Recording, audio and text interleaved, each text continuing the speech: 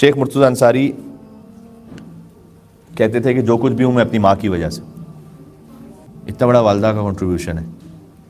کیونکہ ان کی والدہ کا انتقال ہوا تو وہ ایک مرجع تقلید بنے ہوئے تھے، لیکن وہ اپنا ماما اتار کے بہت زار و قطار رو رہے تھے.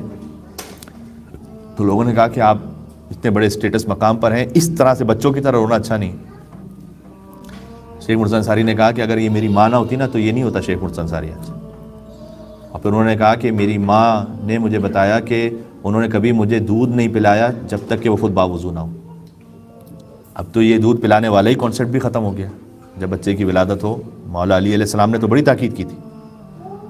احادیث میں یہ ہے کہ ماں اپنے بچے کو دودھ پلائے، اس لیے کہ ماں کا دودھ، حدیث کا جملہ پڑھ رہا ہوں، ماں کا دودھ بچے کی قسمت اور نصیب کو بدل دیتا ہے.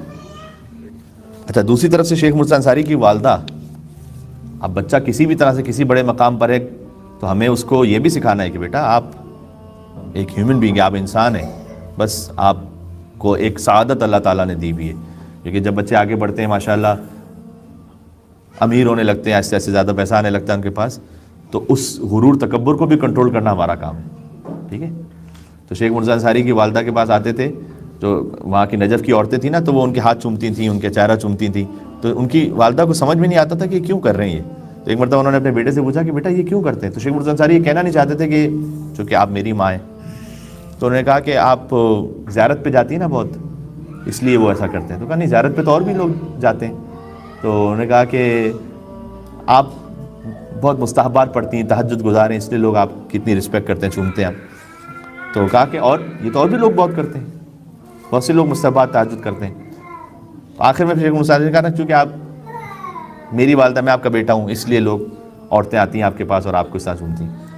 اس کے بعد انہوں نے کہا تم کون ہو؟ Who are you؟